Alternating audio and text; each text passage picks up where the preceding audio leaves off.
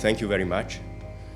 You have a great luck because even though I was working on the migration-related issues from 2015 and I can speak during hours about migration, as I do not have voice this morning, I will only speak 20 minutes. But actually it is a very complex and complicated issue, and I was thinking a lot how to prepare a presentation for 20 minutes. I will try to give you just some basic facts and then statistics.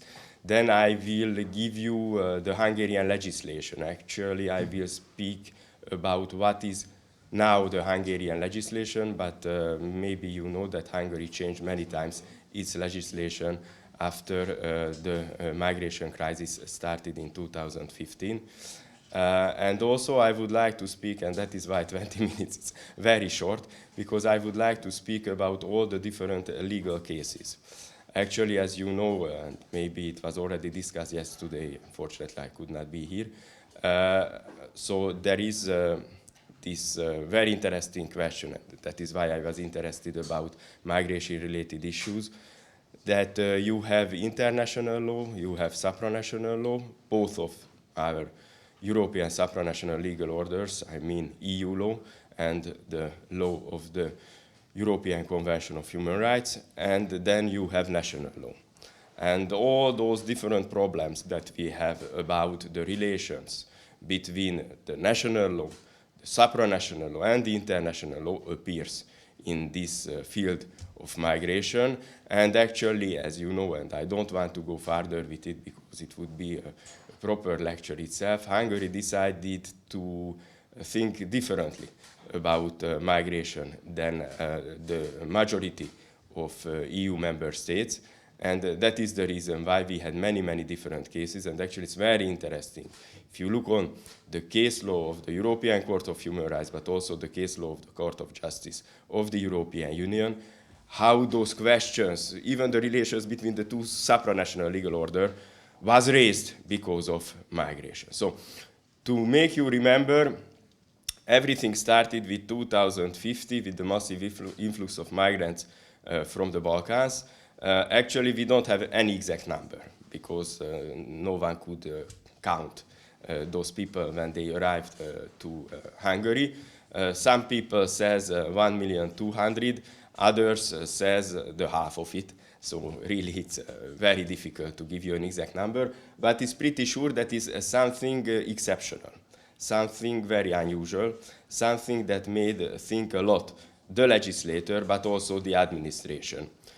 You also know that those people were coming from Syria and then later on from Afghanistan, most of them. Also the nationality is something difficult to say, as usually they do not have any passports. So it was actually very interesting, but once again, I cannot go to every details. I had some colleagues from University of Szeged specialized in those languages, and they had many works at this time because they were asked by Hungarian administration to go to the borders and try to speak with the people to understand from which country are they, which is the accent, and so on. And they were claiming asylum rights.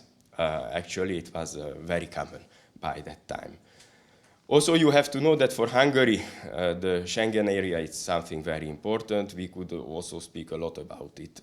Actually, you know that nowadays many discussions are taking place about the whole Schengen acquis and area, what will happen, how we will go on, not only because more and more member states are establishing the control at the borders. If you look on the news this morning, with Austria, with Germany, with Slovakia, with Slovenia, we have new countries decided to have this control at the borders, but also because there is this constant willingness from Central Eastern European countries to maintain this Schengen area, because this is one of the most important acquis that we have with the European integration for our citizens.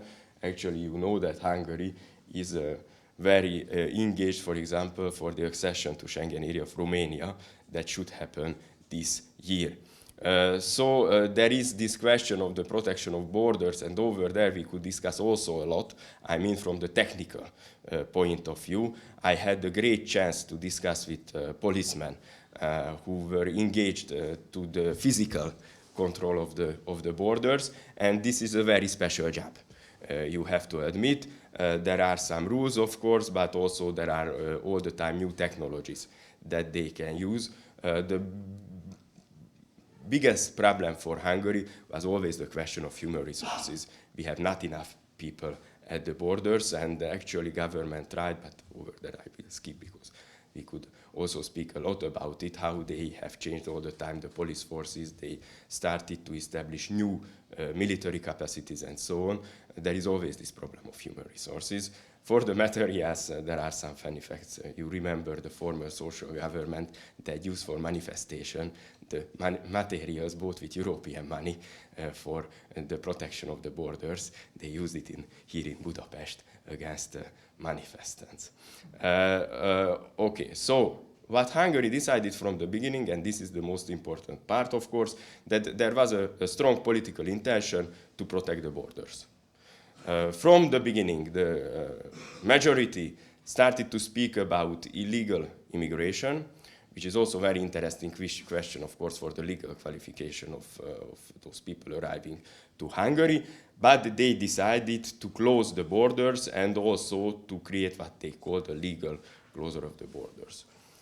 You can see, actually, I brought some numbers from last year, what happened at the borders now with the border control. So you can see that there are many, many people trying to cross irregularly according to Hungarian legislation the border. It gives a lot of job for those police forces lacking human resources. Actually, I really often take the highway between Szeged and Budapest, and on the highway, almost every time I can see some scenes when police forces are catching illegal migrants traveling with those big white cars, and it's something very impressive, once again, that you can see now almost every time. There are different legal qualifications for those people, actually. So if we go farther in law, but once again, we don't have the time to go in very details, because most of them, of those 270,000 people, were catched or were caught by police forces when they tried to cross the border. So at the border, before crossing the border, they already been caught, and they could not cross the border. But also we have a little bit less people caught in national territory, escorted back to the border. This is a huge legal question, whether or not Hungarian authorities has the right to escort those people back to the border if they have arrived without any declaration. And then you have people arrested. It's something like 10% of those people who are arrested, and then you have the special procedure for expulsion. Also, you can see that we have many, many people, and this is actually a huge problem, but this is more like criminal than constitutional law for human smuggling. Many people started to do this kind of business, we would say, and actually at the Serbian part, the situation gets worse and worse. I also had this opportunity to go with some students to Horgos to see the situation, and over there you have every different kind of mafia, first Albanian, then Moroccan, now even Afghan, who are dealing with this business. There are different procedures. Over there also we can have many legal questions for readmission. You know that we have a bilateral agreement with Serbia about readmission, but there are some huge questioning about this agreement, whether or not Hungary can directly send back people.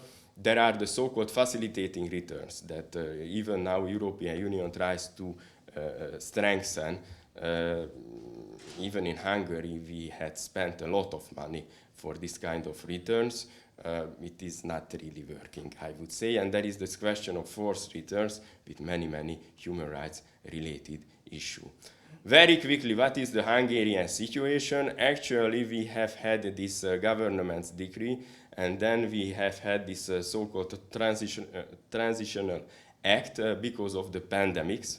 And yeah, it's a little bit funny, but the government and the majority decided to use the pandemics to establish a special procedure, and they said that if someone would like to ask for asylum before Hungarian authorities, then those people first should go for declaration of intent to Hungarian embassies. That is why we call it the so-called embassy procedure, and they have to make this declaration of intention or declaration of intent that will be then analyzed by the national asylum authority. There can be some interviews, even remote interviews, and then they will decide whether or not from a first how to say point of view those people can get asylum, and then they received a single entry travel document, and they have to go to the border with this single entry travel document, and actually if they go over there, then in 48 hours they can get a quick procedure and the asylum. We can say that Hungarian authorities were very efficient actually for this kind of procedures. In the different phases of the migration crisis, we have had something like 21, 22 days long procedure, which is very quick. You know, in France, for example, you have 6 to 9 months, the same procedure. So this is the situation, but also you know that those Hungarian legislation did not pass the control of the Court of Justice of the European Union. And actually, the question becomes for me, maybe for you as well, interesting from this part.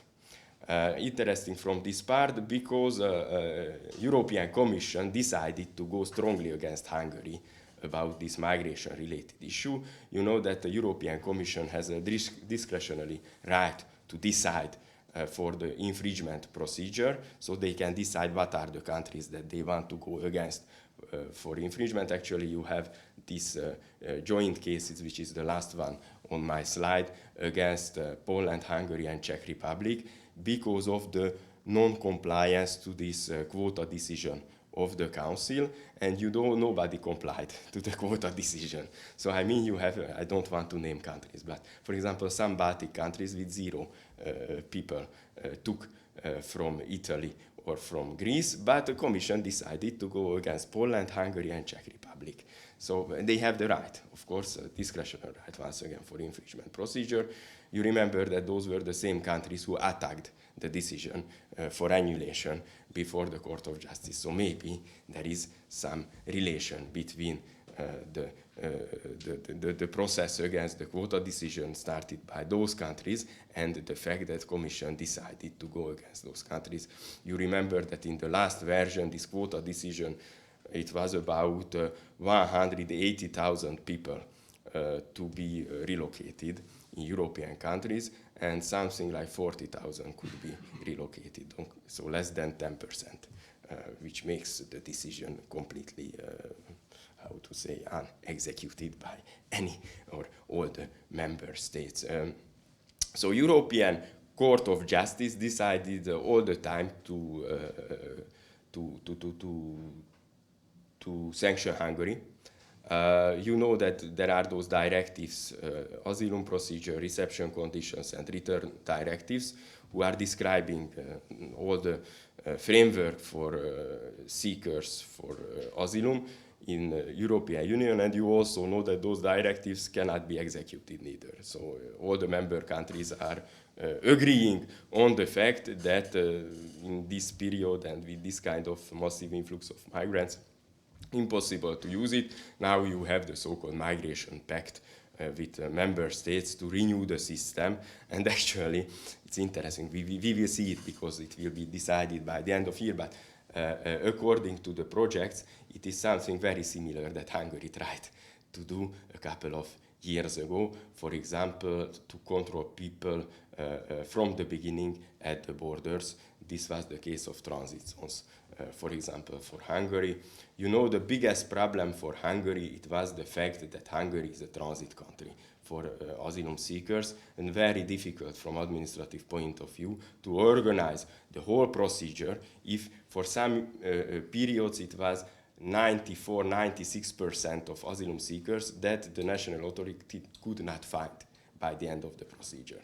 So it's very difficult to follow an administrative procedure when people leave the country. They have the right, of course, to leave the country, but if they are, of course, arrested in some Western European countries, then they can send back to Hungary, because this is the European rule that the first country is responsible for the treatment of the demands. Also, we have some judgments with European Court of Human Rights. And actually, with European Court of Human Rights, what is interesting is that there are some fluctuation in the judgments of the European Court of Human Rights. There was this very famous Ilyas and Ahmed case, maybe you remember, when Grand Chamber decided finally, according to the demand of the Hungarian government, that retained people in transit zone is not an illegal detention. And 1 year later, actually, the Court of Justice of the European Union decided that this is an illegal retention. A very interesting situation between those courts. It's a week ago that I heard a discussion with Péter Pacolai, Hungarian judge in Strasbourg, and he was actually very, how to say, anxious about, for example, this case, because if the Court of Justice says that they would follow the case law of the European Court of Human Rights, then why you have cases where they completely go in the opposite direction? But in many other cases, Hungary was sanctioned also by the European Court of Human Rights for illegal detention. Actually, the 6th of October, so a couple of days ago, there were some cases where we had a judgment against Hungary for transit zone, and in this case they have decided that this is illegal detention. So even there is fluctuation for the case law of the European Court, and actually most of the time Hungary was judged. I have put the first case, Shazad versus Hungary, but then there are many others for the collective refoulement of people, Article 4 of the Protocol 4. And we don't have time. But it would be also interesting to discuss those decisions of the Hungarian Constitutional Court, because Hungarian Constitutional Court for many times was not deciding about the relation from a constitutional perspective between the law of the European Union and our fundamental law. We have had a first decision about Lisbon Treaty in 2010, and then for many years no decision about this question. And now with the migration-related issue, we have sometimes a little bit funny, I would say, decisions from the Hungarian Constitutional Court when they try to find the balance between the political will of the government, the different provisions of the fundamental law, but also the international engagements of Hungary. It's not so easy, and to conclude, I would just go back to this last decision that I think it is a very interesting decision, not because of this right to collective autodetermination, which is for me something not so well-founded, actually, but for this question of efficiency. Because for me it's very interesting when Constitutional Court says that if you have shared competencies between member states and European Union, the legitimacy of the exercising of competencies by European Union is because of the efficiency. They have said that we need European integration because it's more efficient to work at the European level, just like with the principle of subsidiarity.